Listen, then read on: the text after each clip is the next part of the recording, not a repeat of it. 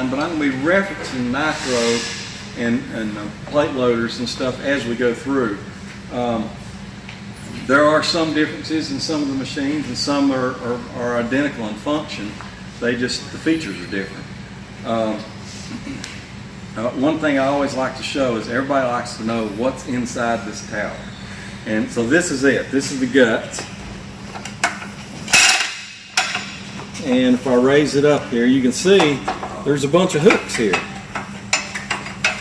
And those hooks pick up these weights right here.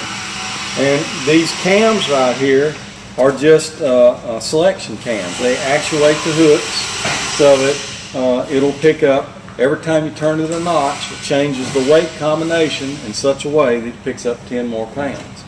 So these big plates are 50s. This is a 20. These two here are 10s. This is a 5. And then this particular weight stack has the 1 pound increment option. So you have these little plates back here in the middle. So what happens is when you turn that knob one spot, picks up a plate, turn it 2, now you got 20 pounds. Turn it one more, it drops that one, picks up the big one, so now you got 30 pounds.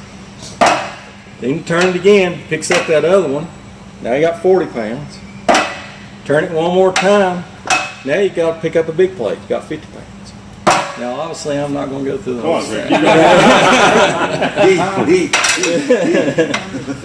Now most of the one has a 5 pound add-on system. So if you flipped it just one position, it would add 5 pounds, and basically that will pick up this 5 pound weight here. If you look at the machine right there at Jeff's at, you'll see that lever just flips one position. So you have a 1 pound increment, you can turn it on or turn it off. The real beauty of the add-on weight system in this thing is it adds no friction. Anytime you add an add-on weight, there's no additional friction. Almost every add-on weight system out there will add some amount of friction regardless of whose it is. The only thing it wouldn't would be a drop-down plate, but the drop-down plates are a little cumbersome to use, and especially when you try to put it back up and snap it in. So this is a great add-on system. But to give you an idea of how the 1 pound increment works, when you flip it one position, it rotates these gears in this selection hub, and it picks up that 1 pound plate there. And then if you go to the 2, picks up 2 of them. And then the 3, picks up 3. And then the 4, picks up all 4. Then the next position, it drops those 4, picks up the 5.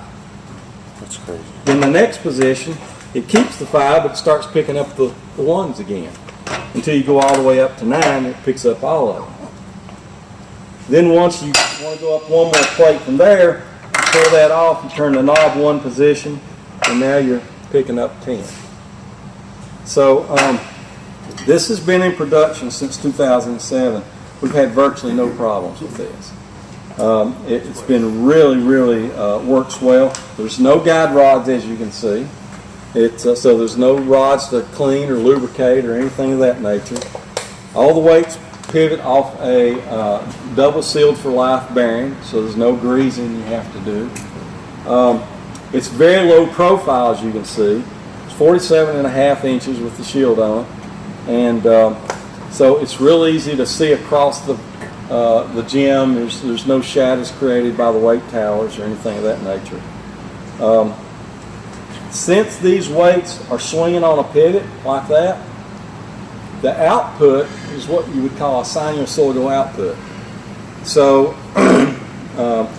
what we do is there's actually a cam right here that's mounted and connected to the jack shaft that goes over to the weight frame, and that cam is a linearization cam, and it converts that sinusoidal output to a linear output.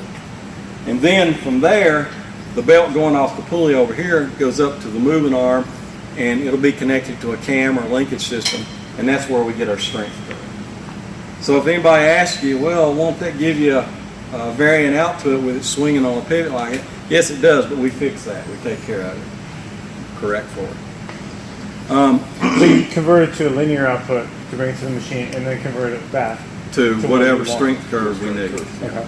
And if we could leave it strictly as a non-linear, a sinusoidal output, but the trouble is when you take that output and try to combine it with the strength curve, it gets so radical sometimes you can't hit it very easily. It doesn't look like a Nautilus show anymore. Yeah. Where do you keep the computer at in there?